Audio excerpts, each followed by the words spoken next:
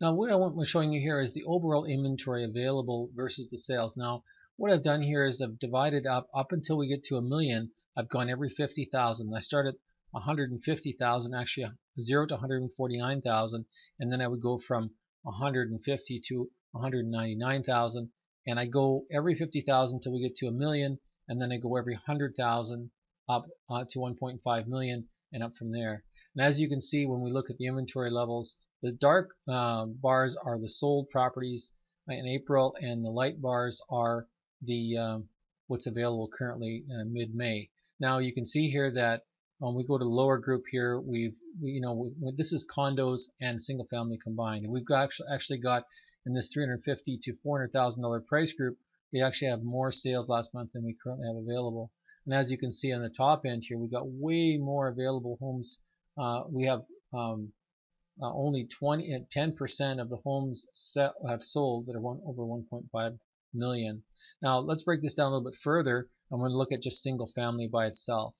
So you can see here that on the lower end of the spectrum here, not too much available to sell or buy below 200,000. So these numbers aren't very accurate.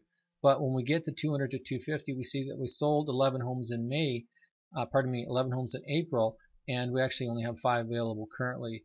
In the $250,000 to $300,000 group in the city, we actually have 40 homes available now. We had 33 that sold last month. And this is where it flips over. 300 to 350 group, we've got more sold last month than currently available, and we've got more sold here in the $350,000 to $400,000 group than are currently available. And this is our most popular group here, 400 to 450, and you can see we sold 275 in April, and we only have 231 available.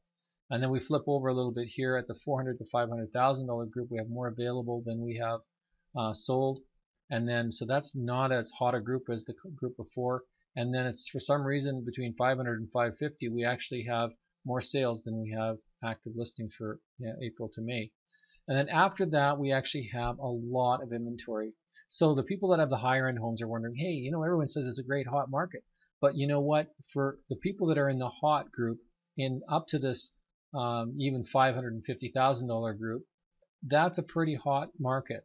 But for everybody else, it's pretty much the way it has always been. As a matter of fact, there's a lot of oversupply, and you can see here that there's a gross oversupply in the high-end market above 1.5 million, 213 listings available, and only 20 sales in April. So that's not so great for the people that got some of the higher-end properties and looking to try to sell. They're really wondering, a lot of them, what's going on.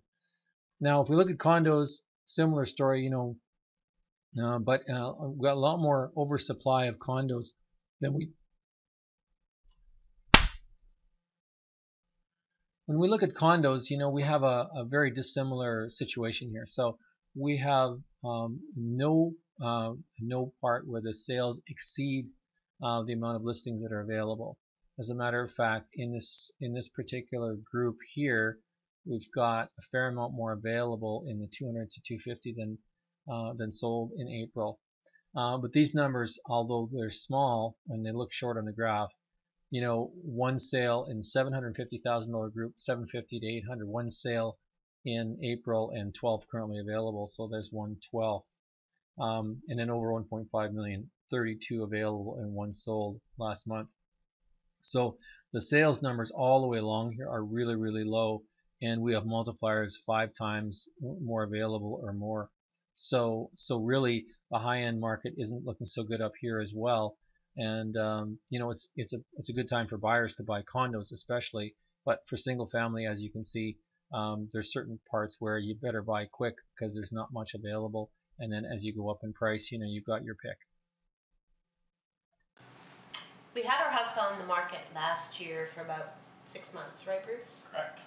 And it's a high-end house. It's across the street from the park. It was listed at $1,299,000.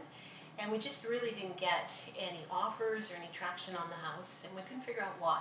Our realtor was really good, really nice guy, but we were asking him for more of a marketing plan for the house, and it just didn't seem to come. So in August, we took the house off the market, and we decided to relist the house in January, yeah. And at that point in time, I remember seeing a brochure that Trent had done up, and that brochure from his company explained how he used video from a marketing perspective and all these other marketing techniques to actually move your house on the market. And we were really impressed with it, so we gave him a call, and Trent came in, and after we had a short conversation with him, we interviewed 3 other realtors, by the way, and none of them had the marketing strategy that Trent has. So Bruce and I decided, okay, let's take a chance with Trent for 90 days, see what happens.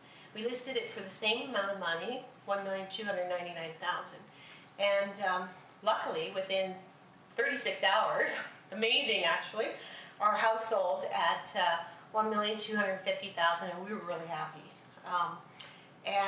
When we were interviewing the buyers, they actually shared with us that they saw our house on the market last year, and they looked at the photographs that were on the MLS, but it didn't really tweak their interest, so they just passed it by. They didn't come up to see the house, and they don't live far away. They're only a few blocks away, but nevertheless, they turned it down. And then when they saw Trent's video, they were really excited, and they said, we got to have a look at this house. And they came up, and they were the ones who made the offer and bought the house. So we're really happy for both Claudia and her husband, and for us to have moved this house so quickly. So thank you, Trent. Job well done, very professional.